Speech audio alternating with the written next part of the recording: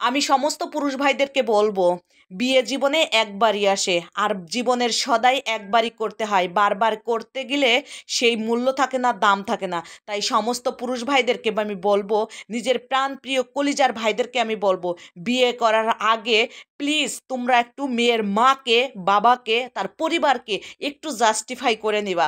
কারণ তোমার জীবনটা ওইখানেই বিক্রি হয়ে যাবে। কারণ আখেরাত পরকাল যে সদাইটা তুমি করবা, সেই সদাই যদি তোমার ভালোই না হলো, তা জীবনটা তোমার ওইখানেই শেষ হয়ে যাবে।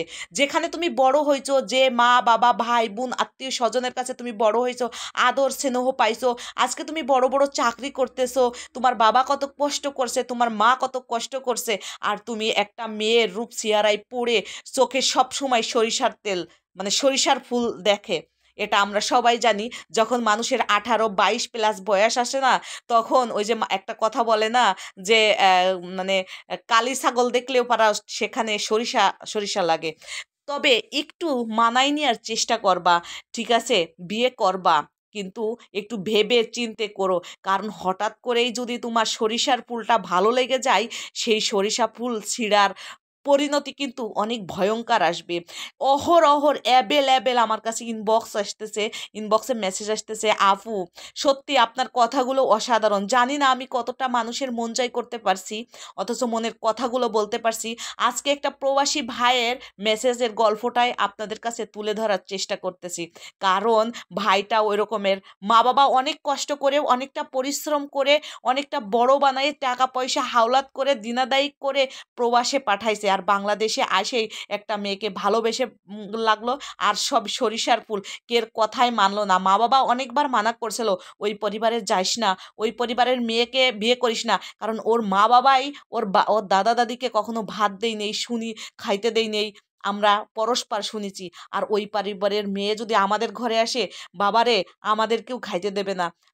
আপু, আমার মা বাবার কথা আমি শুনি নেই, তবে ওই মেয়েকে আমি বিয়ে করে আমি 1 সপ্তাহ 2 সপ্তাহ মাসাল্লাহ খুব ভালোই ছিলাম। আজকে তার যে কতটা খেল আর কতটা রূপ দেখাইতেছে, বাকিটা জীবন আমার যে কোথায় যাবে আমি নিজেও জানি না।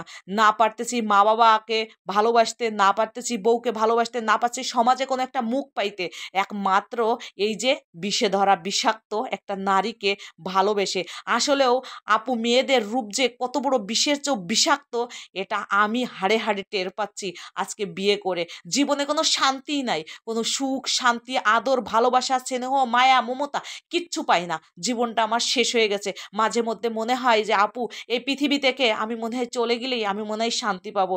আসলেও আমাদের নিজ হাতে আমার জীবনটাকে শেষ করে দেওয়াই আমাদের মহা পাপ হবে। তবে আল্লাহর কাছে চাচ্ছি, আল্লাহ আমি কখনো কোনোদিন কিন্তু পাপ করছি, সেই পাপের মোচন হচ্ছে।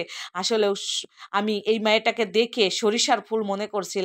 উঠতে বসতে আমার সংসারে মানে অশান্তি লেগেই আছে। না পারতেছি মা বাবাকে ছাড়তে, না পারতেছি বউকে রাখতে। কি করব আমি নিজেও জানি না। তাই আমি সমস্ত পুরুষ ভাইদেরকে বলবো, বিয়ে করার আগে মেয়ের মাকে এবং মেয়েকে জাস্টিফাই করে নেবা। কারণ রূপসিয়ারা চকচকে দেখলে আর শোনা হয় না, ঠিক আছে? এই চকচকে সোনাকে একটু যাচাই বাছাই করে জীবনের লাইফ পার্টনার হিসাবে যদি সুখী হতে চান, তাহলে একটু যাচাই করে নেবেন। আরে ভাই, কালো মেয়ে বিয়ে করেন, গরিব ঘরের মেয়ে বিয়ে করেন, কিন্তু